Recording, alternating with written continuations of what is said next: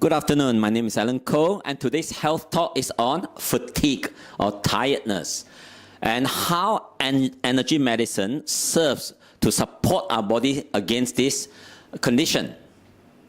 Fatigue is also called many names like exhaustion, lethargy, tiredness, listlessness. It's a state of awareness of what's happening around us. That's the mental fatigue. But it can also have physical fatigue of our bones, physical fatigue of our muscles, ligaments, tendons.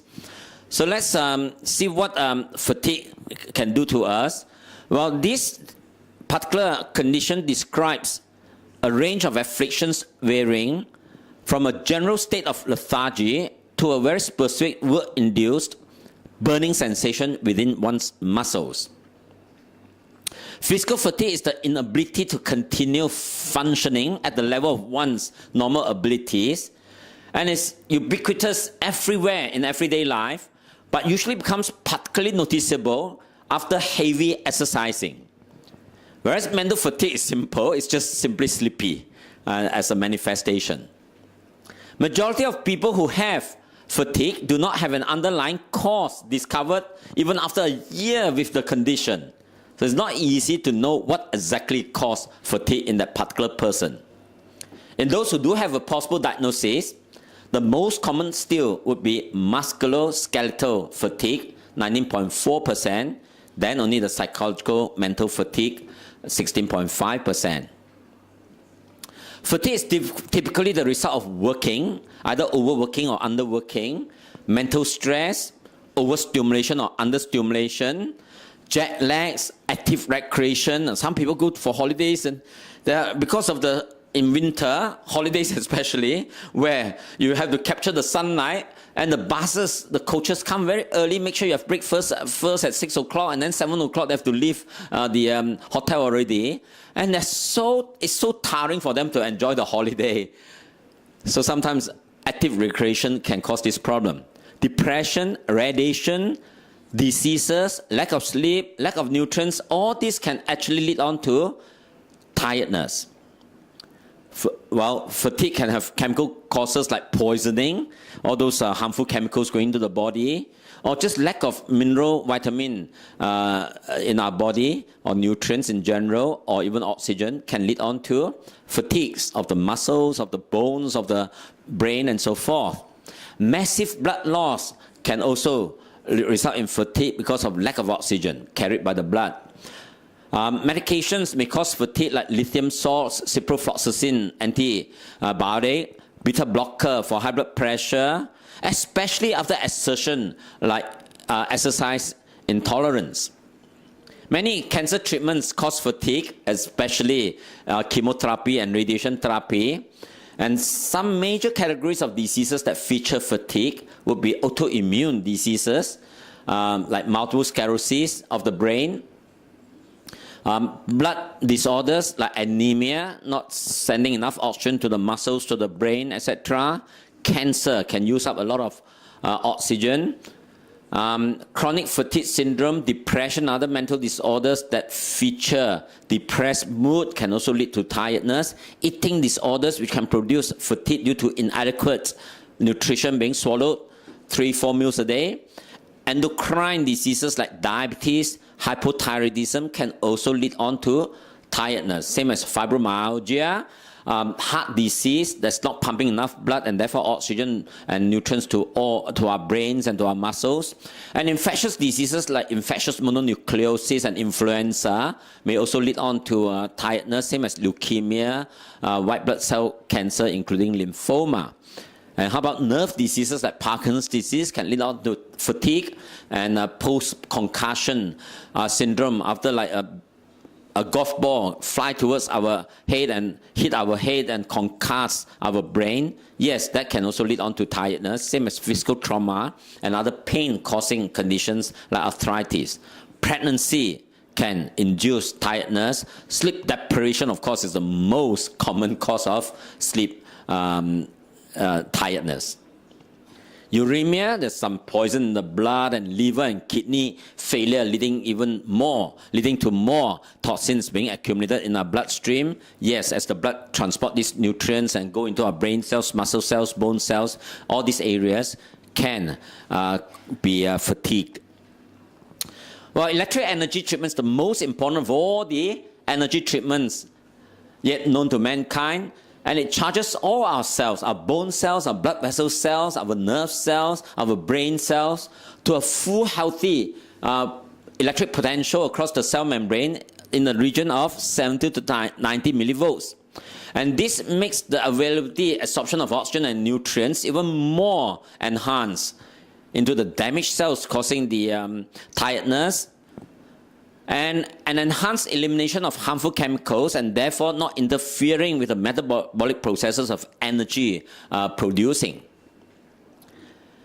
So metabolisms improve all around dramatically more because of the oxygenation, nourishment, and detox. So repair of damaged tissues, whether it's damaged by anemia, damaged by Parkinson's, damaged by any other trauma, radiation, and so on, will be less impeded and therefore more progressive in the repair of damaged tissues. Well, because of better absorption of nutrients, B-complex nutrients are also absorbed more, and same as antioxidant nutrients. Now, B-complex stabilizes stress and insomnia and anxiety and so forth, and therefore the tiredness can be reduced because of that. Antioxidants reduces the degeneration of the brain cells, the muscle cells, etc., and therefore reducing fatigue of those areas. And more enzymes, hormones like estrogen will be produced by such greater nutrient absorption to ensure body cell metabolisms are not compromised. And what about magnetic energy treatment? Another very, very important energy treatment that improves blood flow to the brain and to the physical areas like muscles, etc., therefore transporting yet more oxygen and nutrients to the area and draining away more toxins, and the recovery processes must be better because of detox, nourishment, and oxygenation. All these three, or rather oxygen and nutrients, are always lacking nowadays in modern days in our cells, and always too much toxins nowadays. So these three parameters are very important to be corrected or balanced. Magnetic field also, because of the bioresonance wavelengths going right through, will vibrate the resonance inside the immune cells, making these immune cells much more functional, more vigilant against infectious germs coming into our body to fatigue our muscles and our brain cells. And far infrared, on the other hand, removes yet more fat-soluble toxins. By the way, going back to magnetic field a little bit, this particular energy treatment can reduce pain, and as I mentioned earlier on, some tiredness are caused by pain, like arthritis. So reduction of pain by magnetic field can also be quite important. Far infrared, on the other hand, reduces more toxins in that localized area and reduces inflammations. Any inflammation caused by chemicals, by trauma, by infections, by radiation, it doesn't matter what causing them, inflammations can be generically reduced by applying far infrared energy treatment against the area of inflammation, whether it's the muscles, the brain, anywhere. For example, myositis is the inflammation of muscles. Cardiomyositis is the inflammation of the heart muscles. You don't want the heart muscles to be too fatigued. Inflammation of brain can be encephalitis, meningitis. So all these can be reduced by far infrared treatment, leading to much better energy production.